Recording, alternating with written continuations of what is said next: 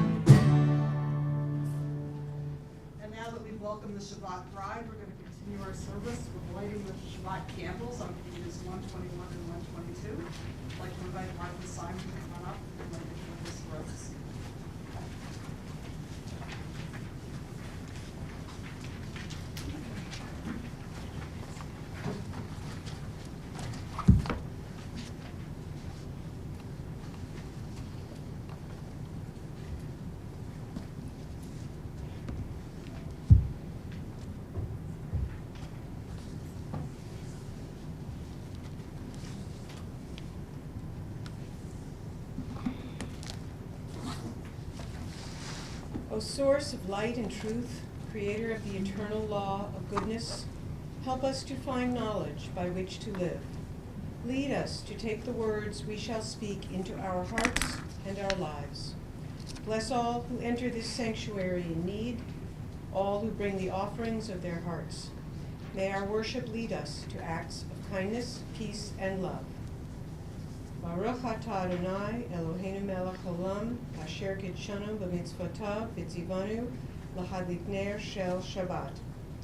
Blessed are you, Adonai our God, sovereign of the universe, who hallows us with mitzvot, commanding us to kindle the light of Shabbat.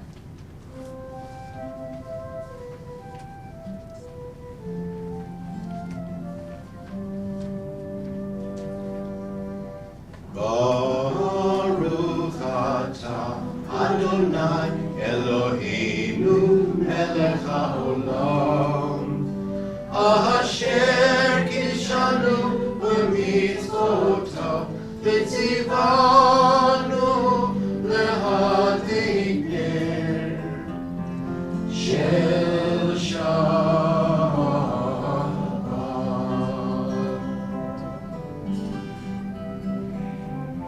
Amen, Amen, Amen,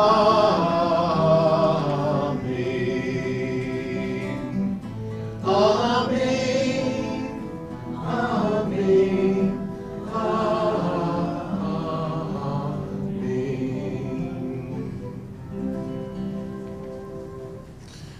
to invite Jane Paulson to come on up and give us a little introduction to what's happening this evening.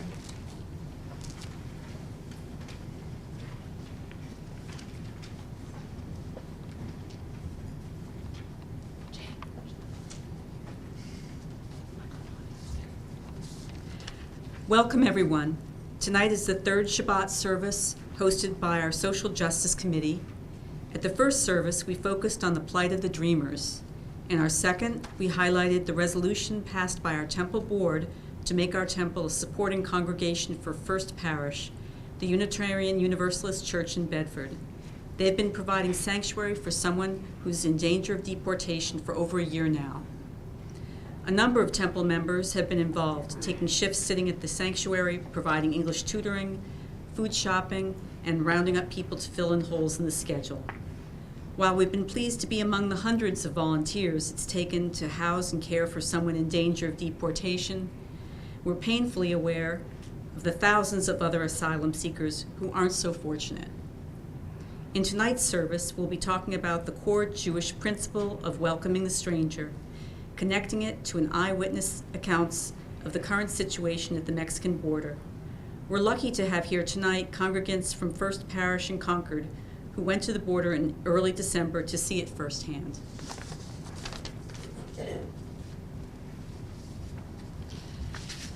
Now we continue with our second section of our service, the Shema Uvirchoteha, the Shema and its blessings. Page 146, please rise.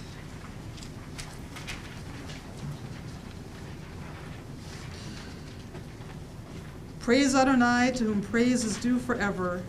Praise be Adonai, to whom praise is due, now and forever. Baruch hu et Adonai Hamavorach. Baruch Adonai Hamavorach. Le'olam va'ed. 148. Baruch atah Adonai, Eloheinu melech haolam, asher bidvaro ma'ariv aravim, bechokma poteach she'arim, uvitvuna mishane itim, umachalif et hazmanim, umsader et hakochavim, b'mishmerotehem barakia kirtzono, borei yom v'layla, golel or mipnei choshech, v'choshech mipnei or, uma'avir yom umevi laila, umavdil bein yom uvein laila, Adonai tzvaot shemo, el chai v'kayam, tamid yimloch aleinu le'olam va'ed, Baruch atah Adonai hama'ariv aravim.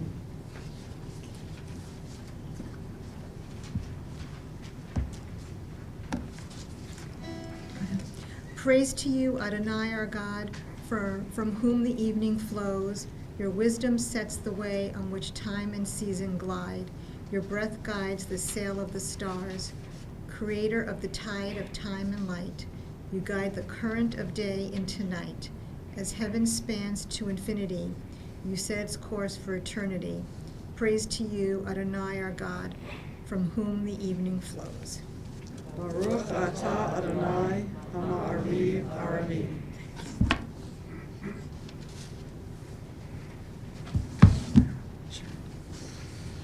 Wisdom and wonder, passion and instruction, story and symbol, all these things your Torah gives to us, and the more we devote ourselves to it, the more it grows and gives.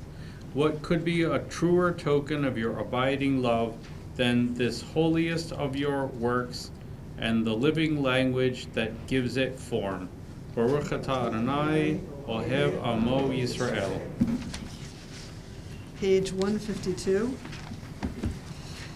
Hear, O Israel, Adonai is our God, Adonai is one. Blessed is God's glorious majesty forever and ever. Shema Yisrael, Adonai Eloheinu, Adonai Echad. Baruch Shem Kevod Malchuto Le'olam Va'ed. Please be seated. page 154. V'yata Adonai Elohecha b'chol levacha u'v'chol nafshecha u'v'chol odecha v'hayu advarim ha'ele asher anochi mitzavcha hayom al levavecha v'shinantam levanecha v'dibarta bam v'shivtecha b'veitecha ובלכתך בדרך, ובשכבך ובקומך, וקשרתם מאוד על ידיך, והיו לטוטפות בין עיניך, וכתבתם על מזוזות ביתך ובשעריך, למען תזכרו ועשיתם את כל מצוותיי, והייתם קדושים לאלוהיכם. אני, אדוני אלוהיכם, אשר הוצאתי אתכם מארץ מצרים, להיות לכם לאלוהים. אני, אדוני אלוהיכם.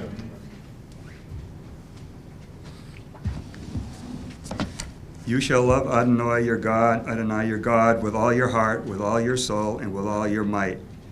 Take to heart these instructions with which I charge you this day. Impress upon your children. Recite them when you stay at home and when you are away. When you lie down and when you get up, bind them as a sign on your hand and let them serve as a symbol on your forehead. Inscribe them in the doorposts of your house and on your gates. Thus you shall remember to observe all my commandments and to be holy to your God. I am Adonai, your God, who brought you out of the land of Egypt to be your God. I am Adonai, your God.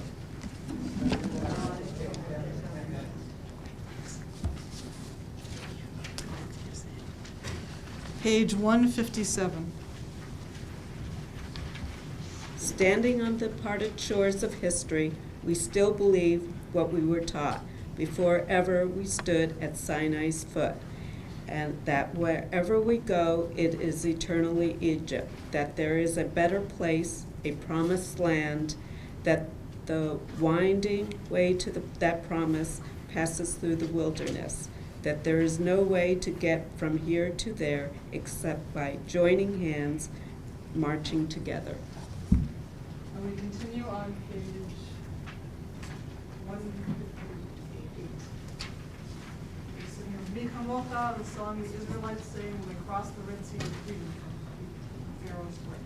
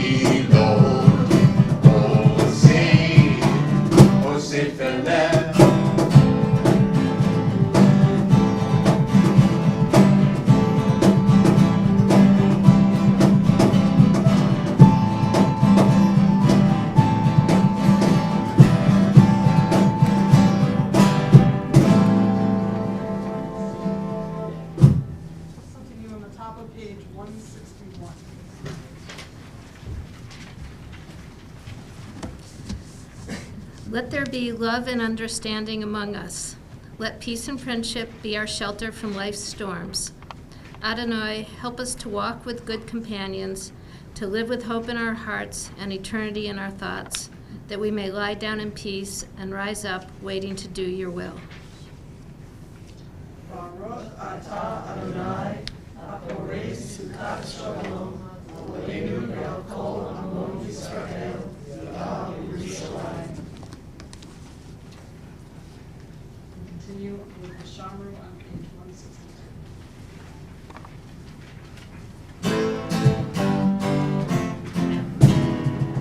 V'shamru b'nei Yisrael et hashabat la'asot et hashabat לדורותם ברית עולם.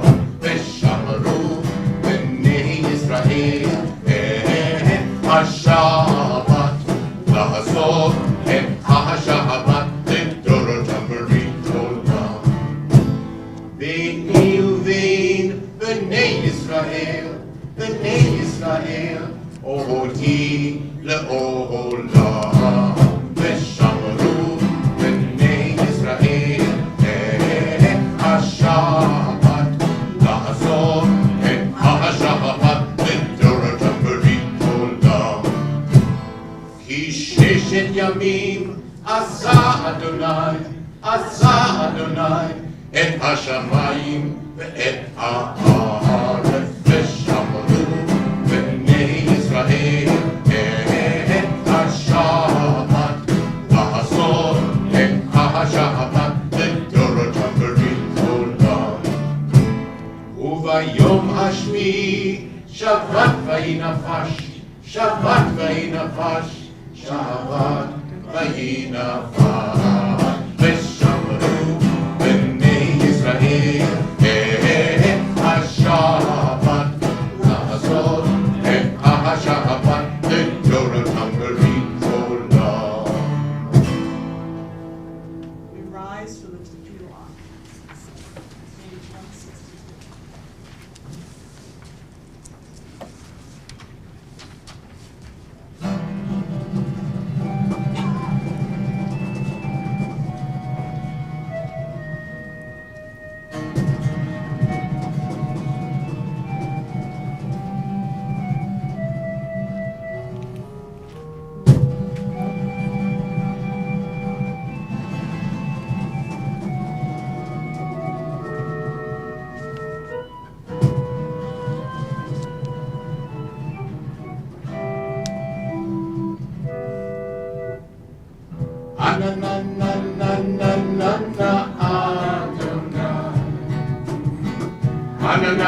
Ananana svatayim tifrach.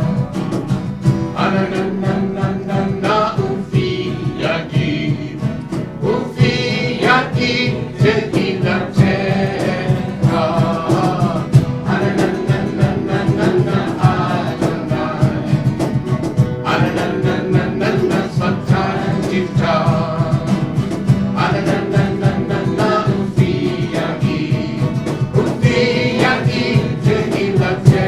tehilatecha. Ananana Adonai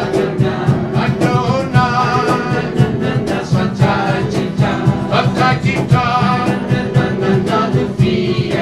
Ananana ufi yagid tehilatecha. Ananana Adonai svatayim tifrach. Ananana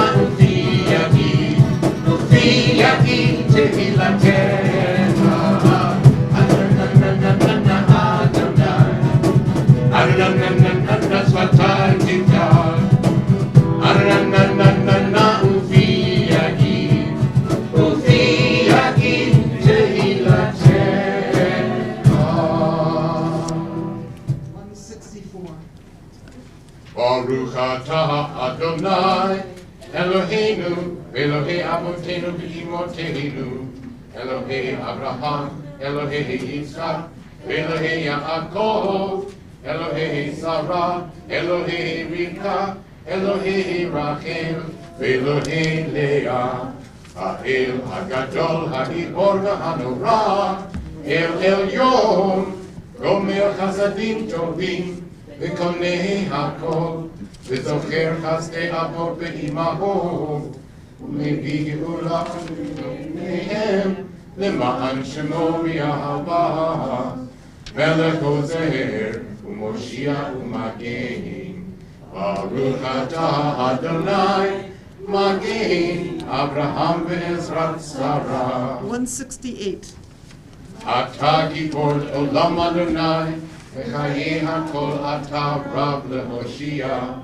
מכלכל חיים בחסד, וחיי הכל ברחמים רבים. סומך נופלים ורופא חולים, ומתיר אסורים, ומקיים אמונתו לשני עפר. מי כמוך בעל גבורות, ומי דומה לך, מלך במית ומחיה, ומצמיח ישועה, ונאמן אתה ותחיות הכל.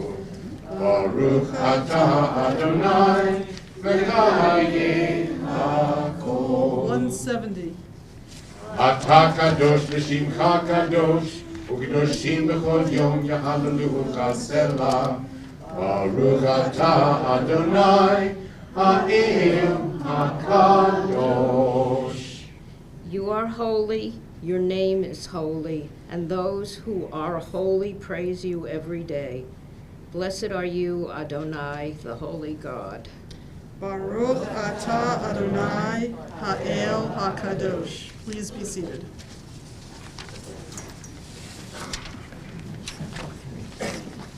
Continue on the bottom of 173.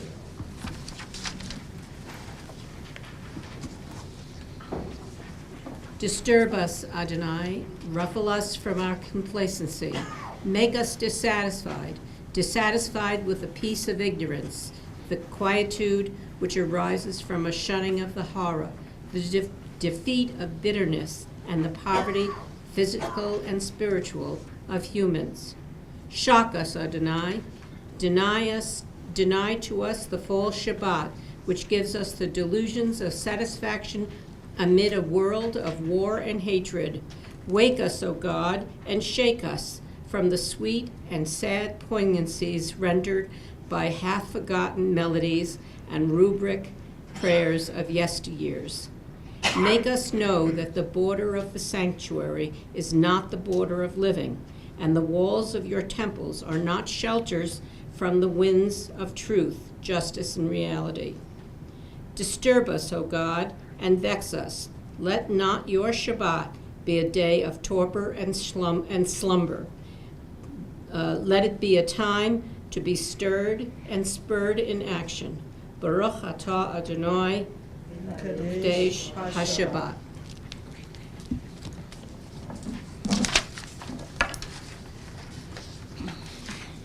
You shall not subvert the rights of the stranger or the fatherless. You shall not take a widow's garment in pawn. Remember that we were slaves in Egypt and that your eternal God redeemed you from there. Therefore, I do enjoin you to observe this commandment. We continue now with the singing of Shalom Rav on page 170. Shalom Rav, a song for the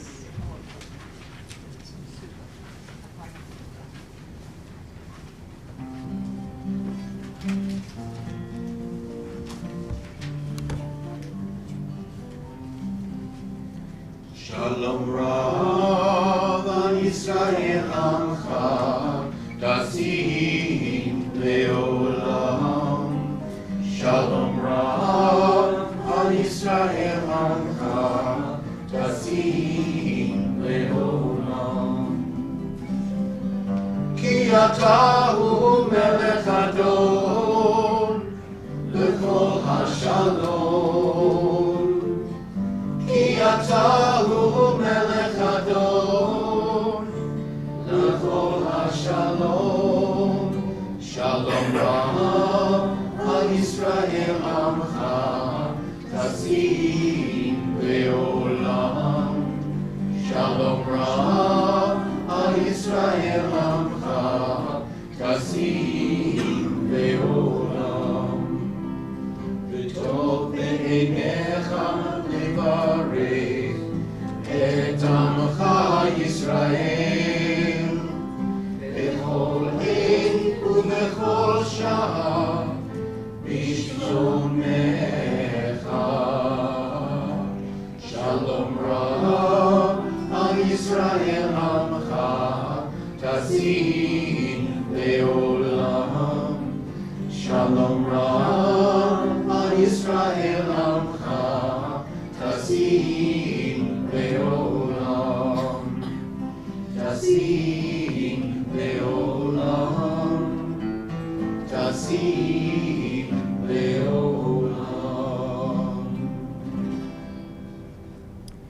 Grant us peace, your most precious gift, O eternal source of peace, and give us the will to proclaim its message to all the peoples of the earth.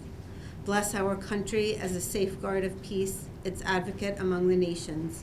May contentment reign within our borders, health and happiness within our homes. Strengthen the bonds of friendship and fellowship among all the inhabitants of every land.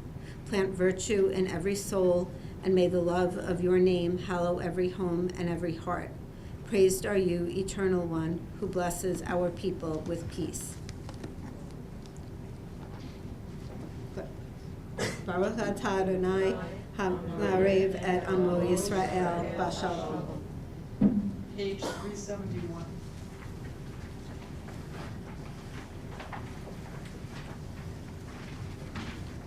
May the one who blessed our ancestors, Abraham, Isaac, and Jacob, Sarah, Rebecca, Rachel, and Leah, bless and heal those who are ill. So I look across the room, you may say the names aloud of those who'd like us to keep in our hearts and our minds. We prepare to recite the Mishaveh Ra, Get Well prayer, and I'd like to start with Eliza Major and all of those who are incarcerated for no reason, who are separated from parents, separated from children, children from parents.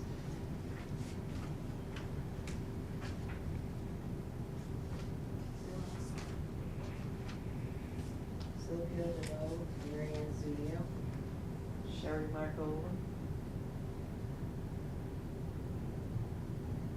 Stephen Fine, Joseph Scott, Shirley Kiley, Rachel Leonard, and Lori Leonard. Lori Koblenz, Larry Coe.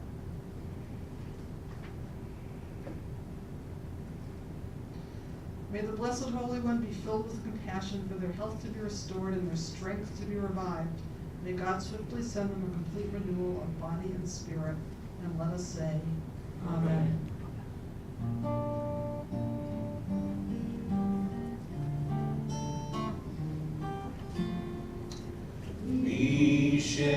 Misheberach Avotinu Bekor HaBracha Le'imotenu. May the source of strength, who bless the ones before us, help us find the courage to make our lives a blessing, and let us say, Amen.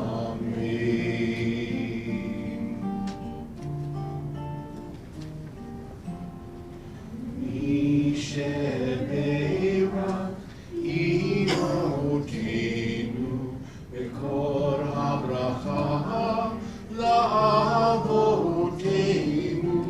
Bless those in need of healing with refuah shlema, the renewal of body, the renewal of spirit, and let us say, Amen.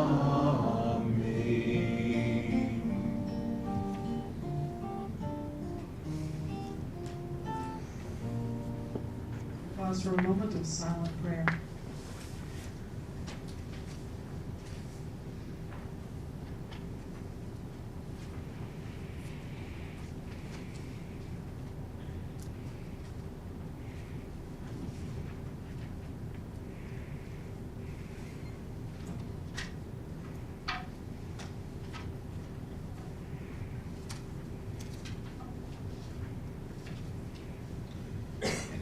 turn in your prayer books back to page 180.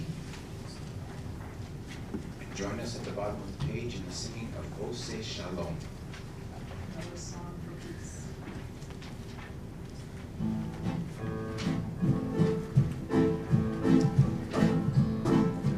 O say shalom, Bimroma, Uya, say shalom, Aleinu, Diakon, Israel, Bimru, Amen. O say shalom, Bimroma, Uya, say shalom, Aleinu.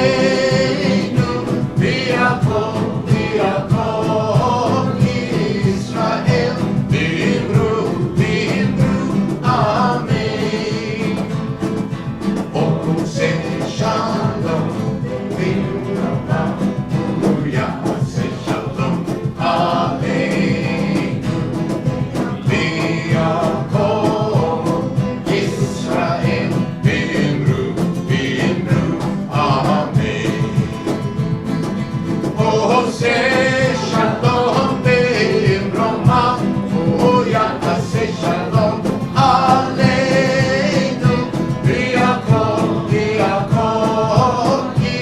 Israel, Bimru, Amen. And now I would like to invite the chairperson of our Social Justice Committee, Phyllis Neufeld, to come on up and explain about what's going to happen next.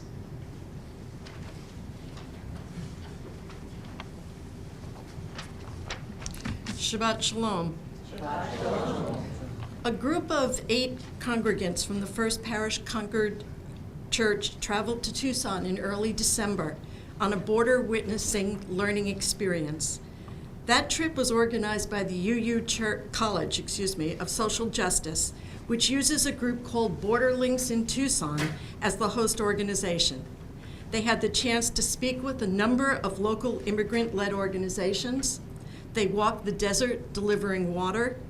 They crossed the border into Nogales, Mexico.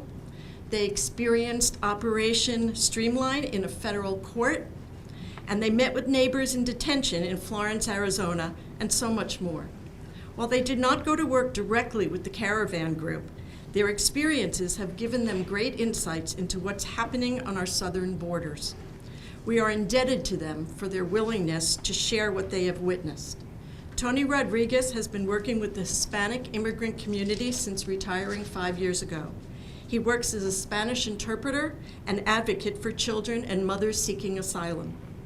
Rachel Wheeler is a family doctor who cared for hundreds of immigrant families during her career at community health centers. Since retiring, she has been doing evaluations for asylum applicants needing documentation of the physical and mental sequelae of trauma, as well as other volunteer activities. Janet Donovan worked with immigrants at a domestic violence agency where she ran the legal services program. Now retired from the practice of law, she volunteers with groups that address immigration justice and provide pro bono legal services in domestic violence cases, and as I just found out, is married to Tony.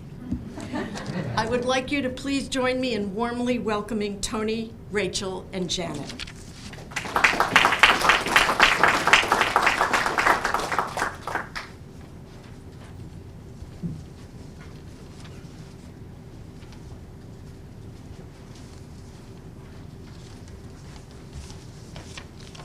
Thank you all for inviting us this evening, for welcoming us here, and for inviting us to share in your beautiful service. I'm so moved by the service that we've just shared with you. I was about to tell you just a thumbnail sketch of what we did in Arizona, but Phyllis has done that so nicely for us that I'm going to move right into my impressions of the Operation Streamline. Perhaps you've heard of it. It takes place in 4 or 5 courts on our southern border with Mexico. As a retired attorney, I came to that experience with my own preconceptions about what's supposed to happen in a court. I had spent many hours sitting in courtrooms watching other cases go before judges, watching the orderly manner in which the defense attorney and the defendant approached the bench, in which the judge heard the testimony, and the cases were processed in a way that at least gave some semblance of due process. That was not at all my experience at Operation Streamline. It would have been better named something else, like Operation Run Them Through as quickly as possible. It was really breathtaking to see how this operation worked. It started with hearing the sound of the jangle and jingle of shackles coming from a room to our right, and we quickly saw that the bailiff was escorting in 7 people who were chained, each of whom was chained, not to each other, but to themselves, starting with the wrists shackled to the waist, and the chains continued on to their ankles. So they shuffled in before the judge, all 7 of them, looking either terrified or despondent. They were, we learned later, wearing the same clothes in which they had been captured at the border 2 or 3 days prior. They hadn't showered. They had slept on concrete floors in the detention center while they awaited a hearing before the judge at Operation Streamline. We watched 7 attorneys, defense attorneys, appointed by the court to represent these people. Now, this was a federal district court, not an immigration court. They were being charged with the crimes of crossing the border without authorization. A misdemeanor if one does it for the first time, a felony if one is charged on a second or subsequent entry across the border. The defense attorneys stood behind each person. We saw very little interaction and learned later that they had had 30 minutes from the time they met the client until the court appearance to consult with their clients about what their options were. The defendants were given headphones. There was a single interpreter sitting at the far end of the court who interpreted the proceedings throughout for each of the defendants. This was to happen 10 more times. We watched for a total of an hour and a half and saw over 70 people summarily deported from the United States in hearings that took no more than 5 minutes for the groups to be heard. Several people who were addressing the court with their single-word answers were clearly not able to understand the Spanish that was being spoken into their headphones. And in those cases, we assumed, and then the defense attorneys confirmed, that they spoke a native language of a Central American country, their own indigenous languages, and were therefore unable to proceed. In those cases, the people had the difficult decision to make of whether to proceed without understanding what was going on, or spend further time, they had no idea how long, in detention and await a hearing with an appropriate interpreter. So we heard the judge address the defendants in the following way. Mr. Sanchez, do you understand the charges against you, the consequences of pleading guilty, and the rights you will give up by pleading guilty? Waited for Mr. Sanchez to listen and then respond, sí. Next question. Mr. Diaz, same question, and so on down the line, without repeating the question to the person who was being asked. And then back to the beginning of the line. Mr. Sanchez, did you cross the border illegally? A pause for interpretation. Sí. And then on to the next client. Mr. Diaz, same question. The routine was appalling to me. We knew what the consequences were. That sí led to either further detention, depending on the circumstances, or immediate deportation. The government's purpose, the stated purpose of the government, of course, is to deter those who dare to cross the border the second time. That a stint in detention, which could be up to I'm not actually certain of the dates, but I think it's up to 120 days. Is it more than that? 6 months, thank you. Up to 6 months in detention, awaiting trial for further proceedings.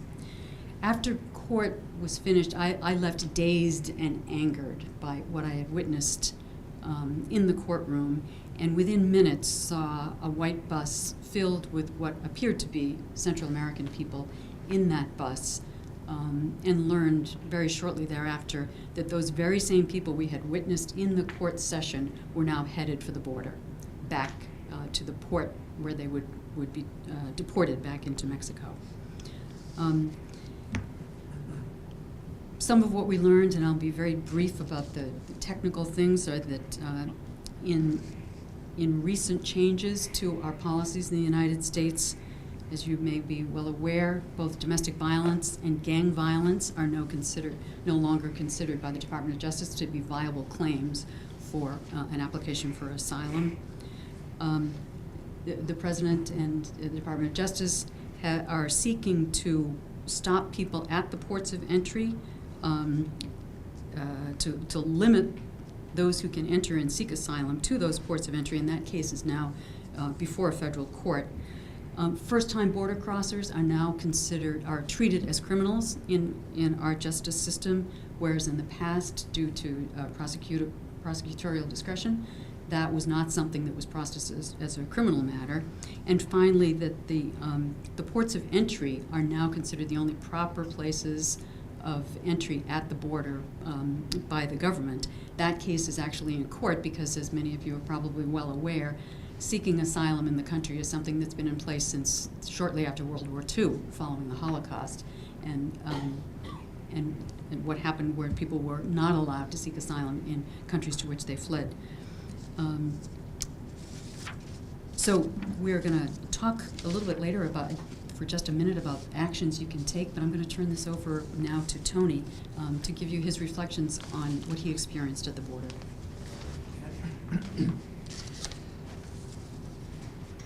Well, I'm going to take a moment to reflect on what I experienced when the day of walking on the desert happened. And, I will reflect also later, following up on what Janet was talking about in terms of those same people that were being removed into Mexico eventually would make their way back up into the same system. But bear with me. It was early in the morning when our desert walk with borderlings and no more deaths had arrived. I had put on rugged hiking boots, a backpack with extra socks, a sweater, long pants, a warm winter jacket, and plenty of water. After an hour of driving south through barren, cactus-filled desert, we arrived at the trailhead located some 10 miles from the Mexican border. It was a beautiful, cold, crisp morning. We loaded up with water and bags of food, supplies that we would leave in the desert to replenish caches along the migrant trail. As soon as we hit the trail, we ran into a swamp, which slowed us down to a crawl.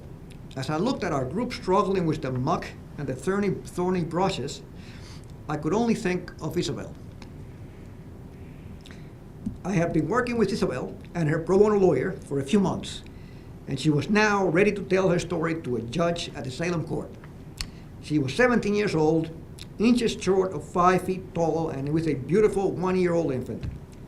When we met with that tiny mother, had her 1-year-old strapped to her back in the traditional Guatemalan way, colorful blankets swaddling the baby. She had tried hard to describe her journey from the highlands of Guatemala to the U.S. Newborn strapped to her back, flips-flops on her feet, and taking only what she could carry.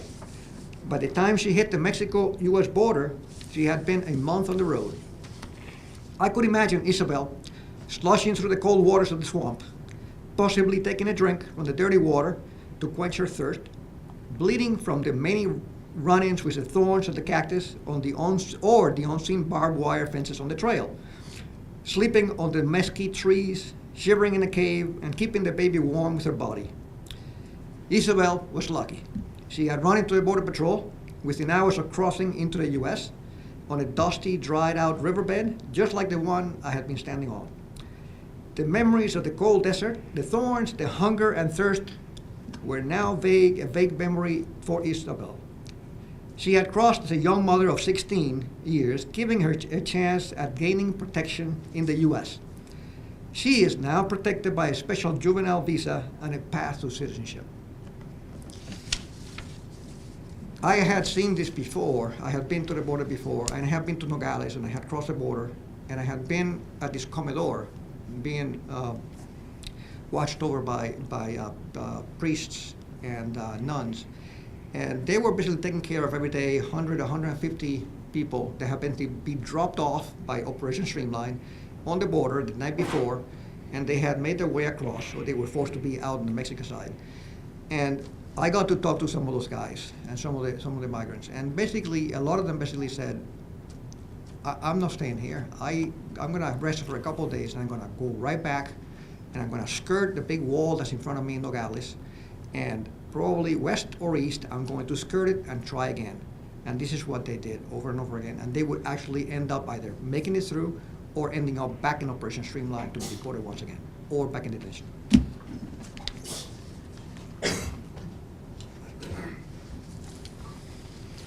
So, I want to talk about some of the people that we encountered in the detention center that we visited, and other people I've encountered who are either in detention locally or fighting asylum cases locally. One of the things that I do is to do medical evaluations or psychological evaluations for people who have an application for asylum and need a medical professional to say, yes, this person has scars consistent with the physical trauma that they report, or has psychological problems such as PTSD, depression, anxiety, because as you might expect,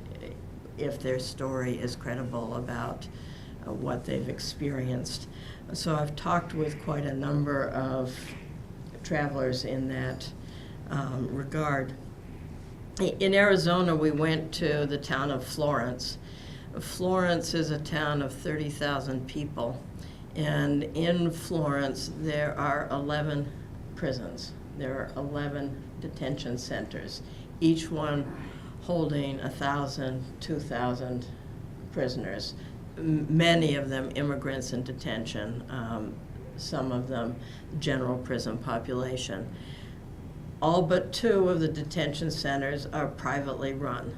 So our tax dollars fund the beds in these detention centers, and the prison corporations have powerful lobbies and are very interested in having laws that will help to keep the prisons full. We pay between $100 and $200 a day for the care of each immigrant in detention.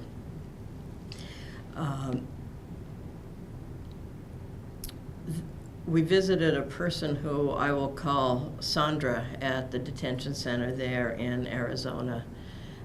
We were visiting under the auspices of a local nonprofit that supports particularly LGBT people, but also some other people.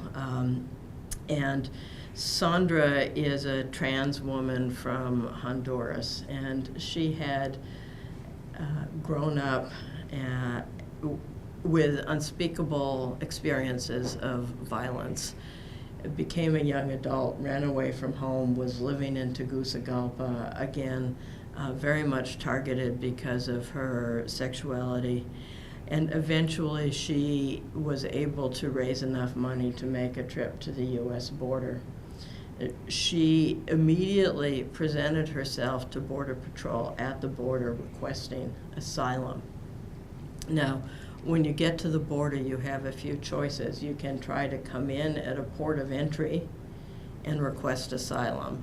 The trouble is that we are now doing something called metering and saying, oh, well, we don't have the personnel to accept more than so many applicants a day.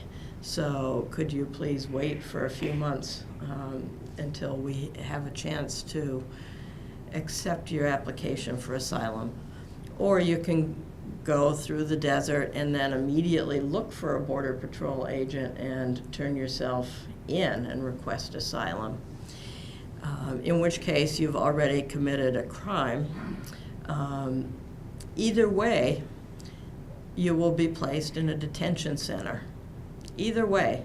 So Sandra had immediately turned herself in, and she had been incarcerated for 6 months. Now, she was very lucky because during those 6 months she was able to get access to a pro bono lawyer through an organization called the Florence Project and develop her asylum case and apply for asylum. And indeed, a few days after we were there, she had a hearing and she was able to be released. She was released to a sponsor. You have to have a sponsor to be released. Her sponsor was another trans woman who she met in prison, which is really a wonderful demonstration of the resilience that people show as they're going through this process. So she was supported by Mariposas Sin Fronteras, Butterflies Without Borders, for a few days in Tucson to help get her feet on the ground, get some clothes, get a bus ticket, and then she went by bus to New York City. Now, what she needs to do is find a way to support herself in New York City without working, because you can't work for the first 6 months. So it's somewhat of a happy waypoint, but with plenty of ongoing challenges. I will tell you also about a mother and daughter who I met for an asylum evaluation. This mother had 4 kids, and due to poverty, her husband went off to the United States, where he worked and sent some money back home. She was very involved in a church group that worked to try to provide alternatives to youngsters in the community to joining gangs. But whether because of this or in spite of this, as her children became adolescents, they were approached by gangs. They were threatened. The whole family was threatened at one point. Her middle school age daughter was grabbed from her as she was walking her to school. She was able to get her back, but at some point she said enough was enough and it was too dangerous to stay. And she and one daughter of vulnerable age made it across the border and made it to Massachusetts.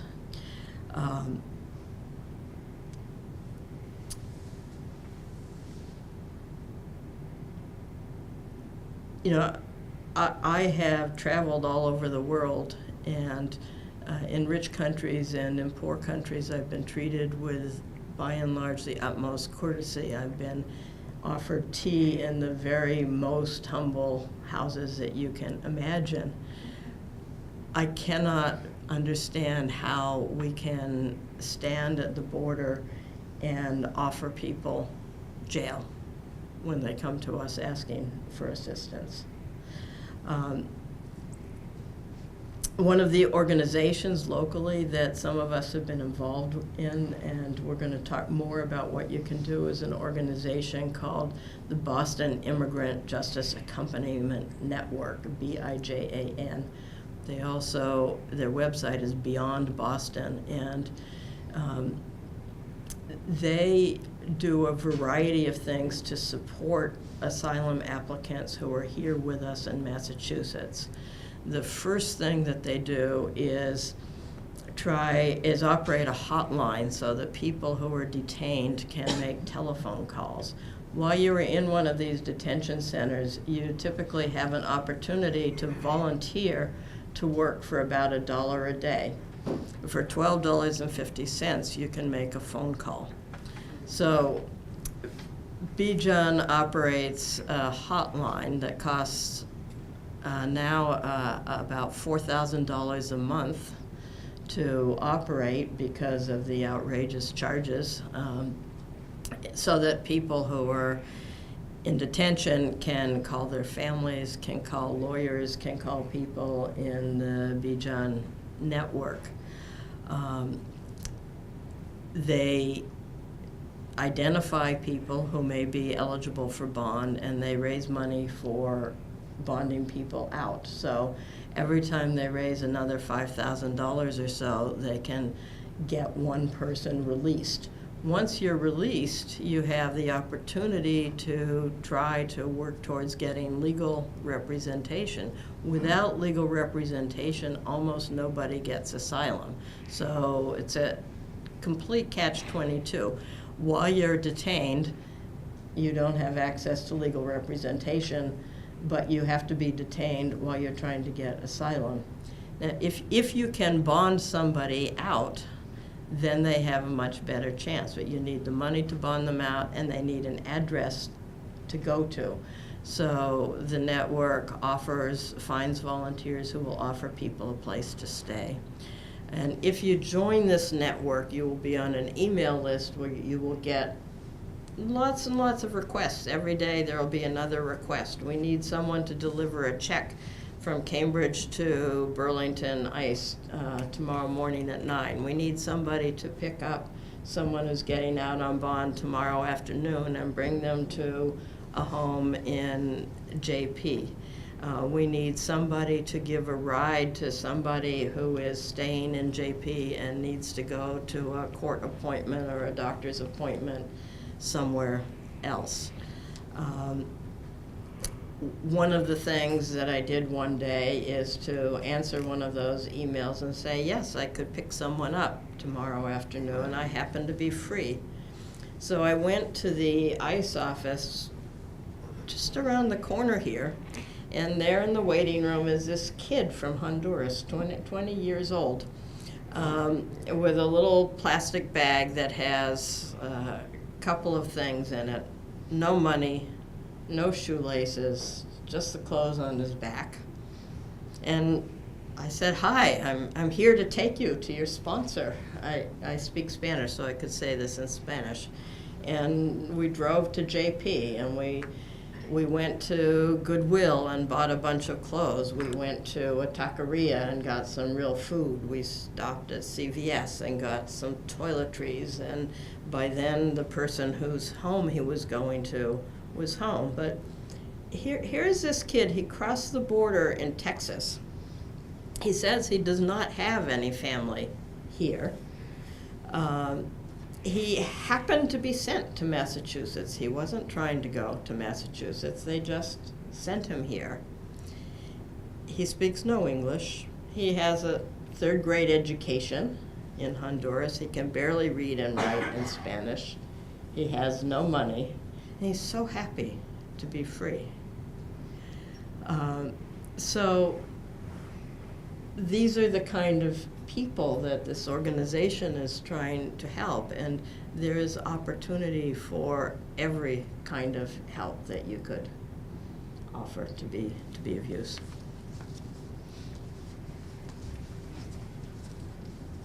We were asked to come with a list of things you can do, and I think we're preaching to the choir here, because I know you're an activist organization and that many of you are involved in direct services or immigration justice work. So I'm going to suggest that you take a look at the Take Action sheet that we've brought along, and maybe many of these organizations or suggestions will be familiar to you, from supporting pro-immigrant legislation to building alliances with local organizations. We've listed them there for you, and we'd love to talk to you about them.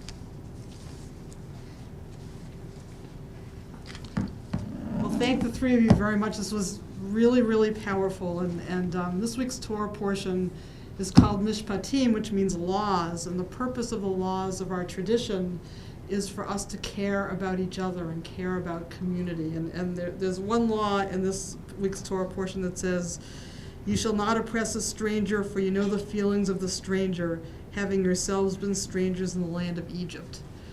So this is something which I feel very, very strongly about personally, and I keep thinking, this could have been us in Germany or Austria or Hungary or any of those places, us coming to this country. It could have been us. You know, it was many of our grandparents, great aunts, uncles, great grandparents, and the fact to have us not be doing anything, to me, is just horrifying, because it was us, and what are we doing? So I just wanted to say that. And questions?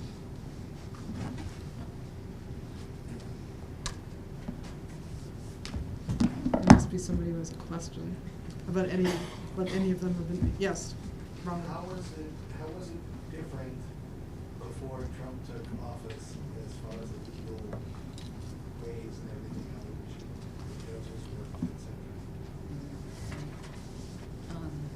Others may know better than I.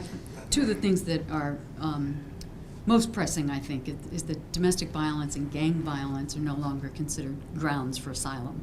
This is huge because, as you know, for many of the people coming from Central America, it's not as much a matter of economics, although there are dire circumstances in their home countries, but the violence that they face, very targeted violence, not just generalized violence, but so that is huge. And many of the people who had viable claims will see now how the courts handle it, but may well be deported.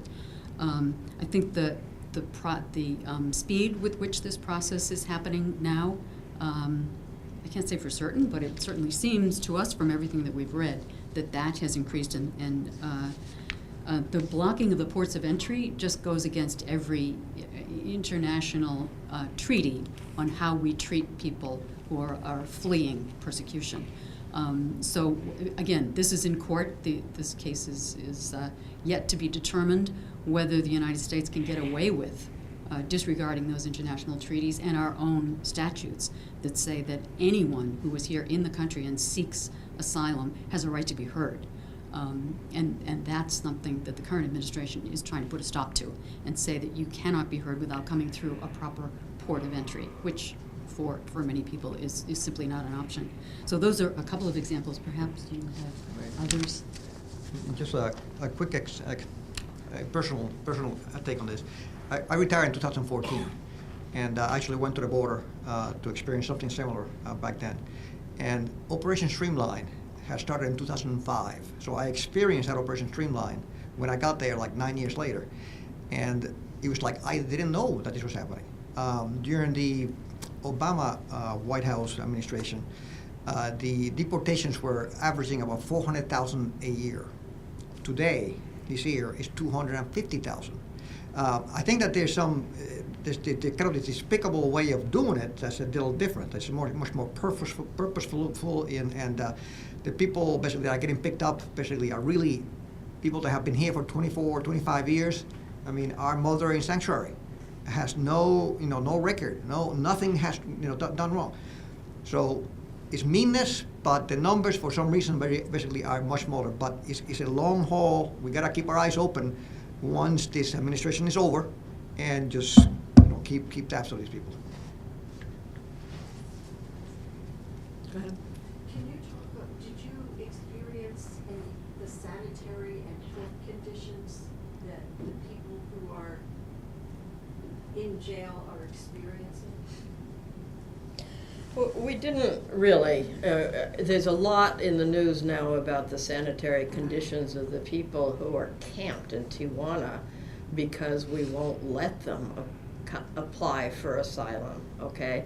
And you can imagine if you're in a tent with no access to bathrooms with thousands and thousands of other people, what that's like. But we do things that are particularly cruel for no reason, like putting people in an overly air-conditioned room for the first several days of their detention. So the migrants all call it the ice box. The first thing you do is you go to the ice box and you're given one of those metal emergency blankets to stay warm. Why? What reason can there be for doing that apart from cruelty? And that's not just the media. I mean, I've been working with these unaccompanied minors for now 4 years, and every single story. You don't get in without the ice box. 2 or 3 days. You gotta go into the ice box. And they have the little space blankets. And then they go to what they call the dog cage, which basically is open big warehouse with cyclone fence or metal barriers, which is basically to warehouse somebody until then they get picked up and sent out to a shelter, another shelter. Martha. What is your information and update on the families being separated? Any updates on that? So, you know, there was the big outcry about the policy of separating families, okay?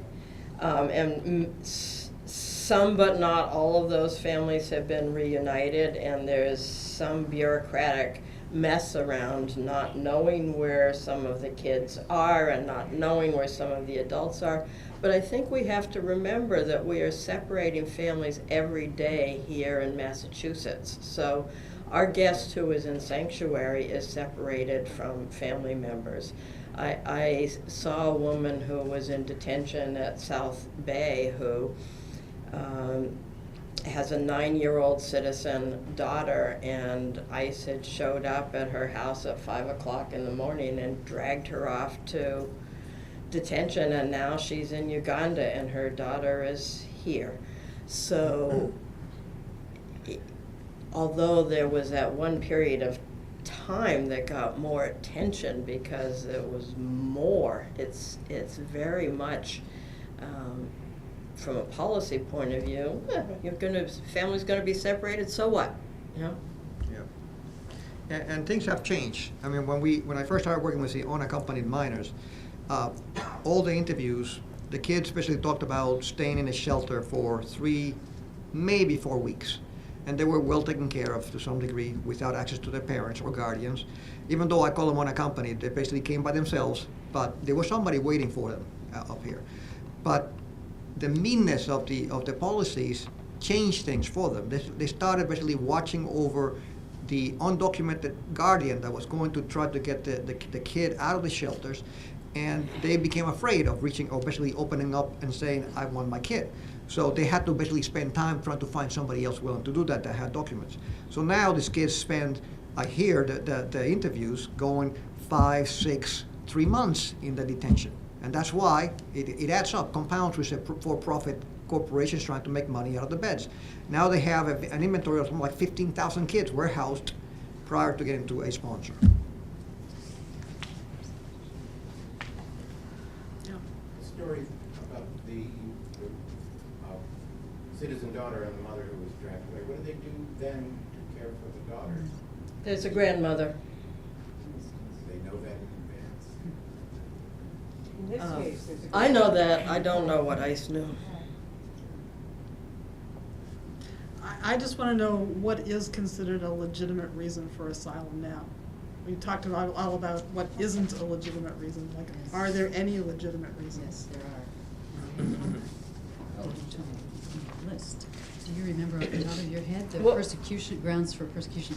One of the important things is that you have to be persecuted because of membership in a particular group. So LGBTQ people, that's a particular group. Race, nationality. Certain races and religions in certain countries, you can make an argument that it's you're a member of a group. I worked with one lawyer who said that they've had success arguing that single women living without protection of a man in Central America are a group, and they've gotten some sympathetic judges to grant asylum. That also is being appealed. That way. Doesn't look good. Right. Political position, political persecution. But you can't is just also be in danger. You have to be in danger because you're a member of a group. Right, danger of persecution. Right. And as I said, my friend was fortunate that she had come as a 16-year-old crossing the border, but there are special provisions protecting that basically give them a better avenue, and they have to prove, and we do this well for the kids. They have to prove that they have been either abandoned, abused, or neglected by one or more of their parents to be able to get the special immigrant juvenile visa, and that gives them the path to citizenship.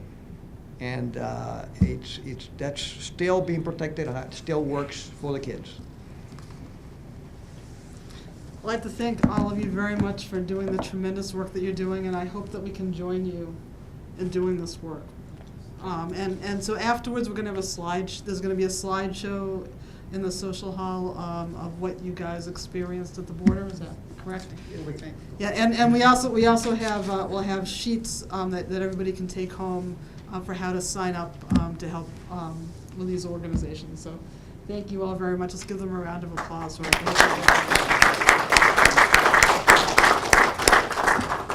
Thank you. Thank you for having us. And now we're going to continue our service with the Elenu on page 586. Are there any awake chaplains? No. Okay. Caroline, come on up and open the ark curtain. Please rise.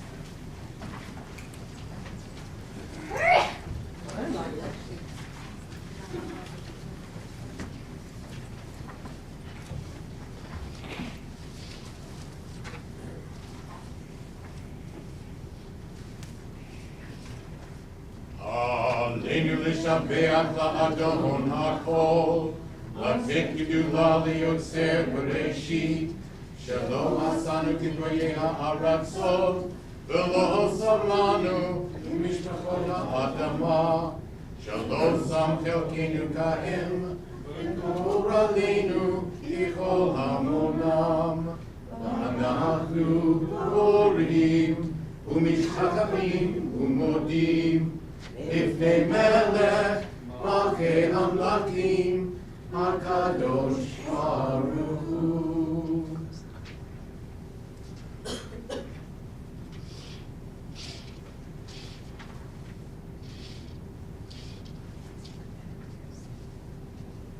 Please be seated.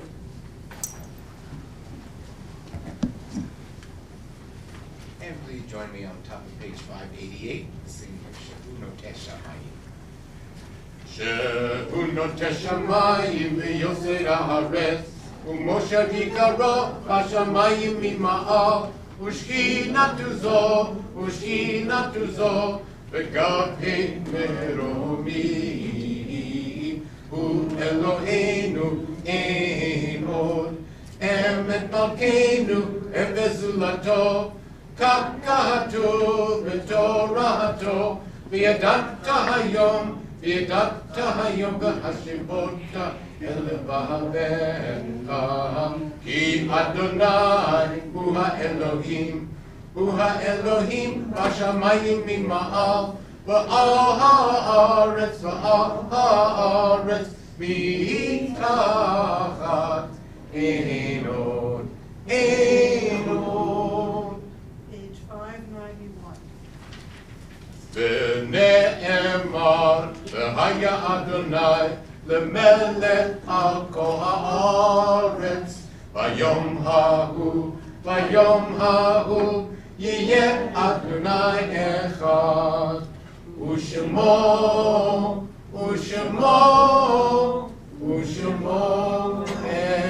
אחד. The introductions of the Kaddish may be found on page 599, I'm sorry. The Kaddish is the prayer that we recite for those who have died. We think now of our loved ones whom death has recently taken from us, those who died at the season in years past, and those who we have brought into our hearts with our own. Recall those whose yahrzeits occurred this week, the anniversary of their deaths. Alan Fishlin, Marilyn Gilman, William Talley, Libby Rosenberg, Dorothy Kramer, Marvin Gordon, Ernest Karp, Morris Kramer, Harry Bass, Jacob Wasserman, Johanna Gitlin. At this time, if there are names of others you'd like us to keep in our hearts and our minds, we prepare to recite the Kaddish prayer. You may add their names as I look across the room. Celia Schulhoff. John Harper. Isiatic Alvarez. Lawrence Tim. Zichronam Livracha, may their memories be for a blessing. Turn to page 598 as we rise to recite the Kaddish prayer. Yitgadal Yitgadash Shmeirav, V'yamad Yivrach Yutei, Yamlik Malchutei, V'chayechon V'yamechon v'chayei d'kol Beit Yisrael, v'hagala u'zman kariv v'yimru amin. Yehei shmei rabba v'barach l'olam olamei almaya. Yivarach v'yishtabach v'yitfa'ar v'yitramam v'yitnaseh. V'yitadar v'yitaleh v'yitalal shmei d'kudishav v'richu. V'ela min kol birchata v'shirata. Tushbachata v'nechamata. Damiran v'yalma v'yimru amin. Yehei shlama rabba min shmaya. V'chayim aleinu v'yal kol Yisrael v'yimru amin. Oseh shalom b'ramav, u'yaseh shalom. Aleinu v'yal kol Yisrael v'yimru amin. May the one who creates harmony on high bring peace to us, to our country, to all Israel and all the world, to which we say, Amen. Amen. Please be seated. Now to call on Shelley Rosenbaum Lippman, our temple president, who happens to dress like me. Not that great, though. Okay. For the announcements. Shabbat Shalom, everybody. Shabbat Shalom, Shelley. Lots of things happening coming up. Starting tomorrow at 4 p.m., we have the Super Bowl Superhero Super High Baby Party for toddlers. And Sunday we have religious school. Tuesday we have religious school followed by confirmation. Next week our services will be at 6:30. The first and second grade classes will be helping to lead the services. We also have the following day, we have Torah Food and Schmooze, that will be on February 10th. And then just as a little point, so remember that starting February 25th, we have the music and prayers that go into the Shabbat service. It's going to be led by our own cantorial soloist, Ben Silver. I'd like to thank the members of the Social Justice Committee for doing the ONEG and for sponsoring this. It's very, very interesting, and thank you for our guests who are here. It's a wonderful program that you put on. Thank you to Ken for being our usher today. And I just wanted to leave you with one thing, is that I heard today that Israel is going to be launching its first probe to the moon on one of the SpaceX rockets, and it's going to be called, I am not kidding, Breshit, which means in the beginning in Hebrew. So I just thought that was kind of cool. And of course, see, friend, if you need any script. I'll translate. We sell gift cards to neighborhood stores and restaurants, and as a fundraiser for the temple. So if anyone needs anything, please catch me at the ONED. The other quick announcement, I just want to let everyone know, we've scheduled the coffee house. It's going to be on April 6th. We are going to celebrate the 50-year anniversary of Woodstock. And not going to limit exclusively to songs from it or groups to it, but that's going to be the focus and the celebration. So, no controlled substances at the coffee house. That are not Raise your hand if you're a member. Unless you're going to share them with me. So that's April 6th, open to everyone. Please mark your calendars. Thank you. Is that going to be a coffee house weekend? Thank you very much to the Social Justice Committee for doing a fantastic job in helping to lead the service, and the Social Justice Committee is probably our most active committee in our congregation, which I'm really proud of, and onward and upward. We say mikoach lekoach, from strength to strength, and now it's up to us to all follow and practice what we preach and go out and follow up and based on the inspiration by our three speakers this evening. So thank the three of you very much for coming. We look forward to learning more at the Oneg Shabbat, our dessert reception that you're all invited to right after the service. And next week from Sunday, the week after the Patriots win the Super Bowl, we will be having a big challah baking here that I'm going to teach the whole community how to bake challah from scratch. So, and it's totally free, so that's 11:30 to 1 a week from Sunday, and we'll have a light lunch, and then we'll bake challah. It doesn't take as long as you think, and everybody will go home and actually bake it at home, so hope you can join us for that. And then, now we're gonna continue with the Kiddush on pages 122 and 123. Dan Weidman, come on up.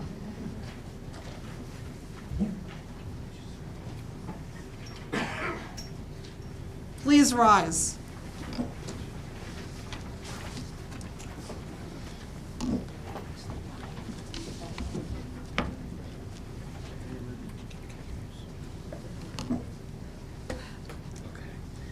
The heaven and the earth were finished, and all their array. On the seventh day, God finished the work that God had been doing, and God ceased on the seventh day from all the work that God had done. And God blessed the seventh day and declared it holy, because on it God ceased from all the work of creation that God had done. Baruch atah Adonai, Eloheinu melech haolam, borei peri hagafen. Amen. Baruch atah Adonai, Eloheinu melech haolam, asher kiddushanu b'mitzvotav v'ratzavanu, v'shabbat kodesho b'ahava uvratzon inchidanu, zikaron l'maaseh Bereshit, ki hu yom techila l'mikra'ei kodesh, zecher litziat Mitzrayim, ki banu bacharta, yotanu kidashta, mikol ha'amim, b'shabbat kodshecha, b'ahava uvratzon, Inchaltanu, Baruch atah Adonai, Mekadesh HaShabbat. Amen.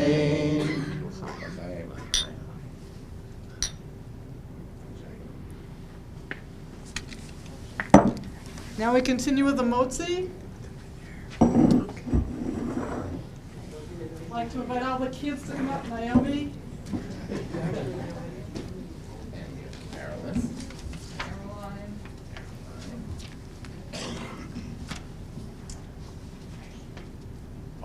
Motzi lechem min haaretz, we give thanks to God for bread. Our voices rise in song together, as our joyful prayer is said.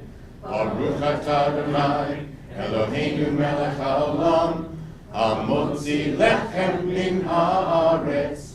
Amen. Great job, you guys. Back to your seats. Please be seated.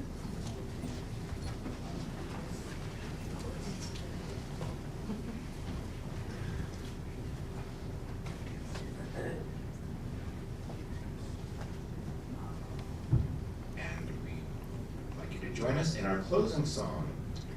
One of the prayers we just said toward the end of the service was a short prayer by Yom Hahu, and that means God shall reign over the earth. On that day, God shall be one, and God's name shall be one.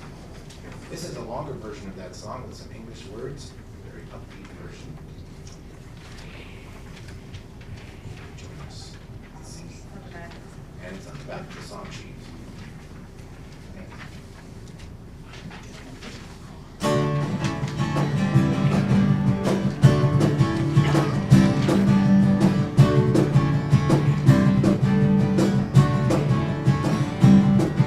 The time